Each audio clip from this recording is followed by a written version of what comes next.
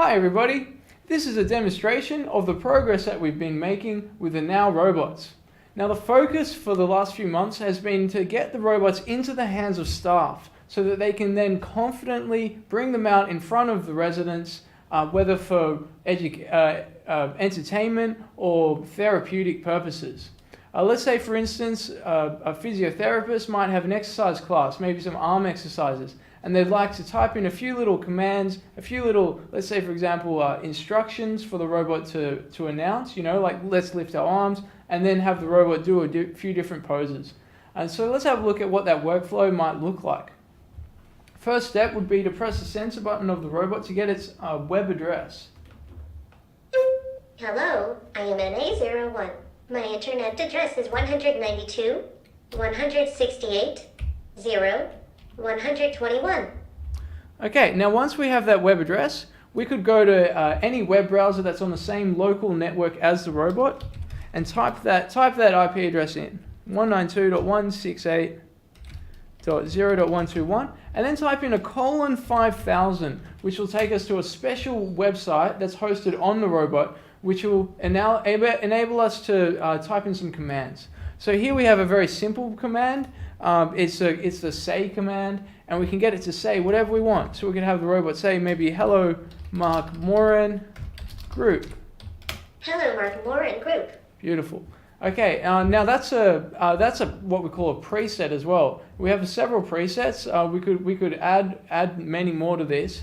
One of them might be, for example, if you wanted to lower the volume, we could set the volume to medium. Volume set to medium. Okay, and now one of the other things we're able to do is we're also able to set the pose of the robot. Say for instance, if we want the robot to stand up. Okay, if we want the robot to go into a resting position. And these are really good. So we can have the robot say something or go to a pose, but of course what we're going to want to be able to do is a few things in a row. So that's where we have what's called a command sequence. And so here we could get the robot to say, for example, let's do some arm exercise. Do some arm exercises. Okay? And then after that, perhaps have the robot stand up. And then perhaps after that, move the right arm into a elbow 90 degrees. Okay, so then we would have the right arm go elbow forward, and these are one of the many poses we can have the robot go into. And then perhaps after that, have the robot lower the right arm back down again. And so we'll go back right arm back to origin. And maybe after all those exercises, we could have the robot say, congratulations.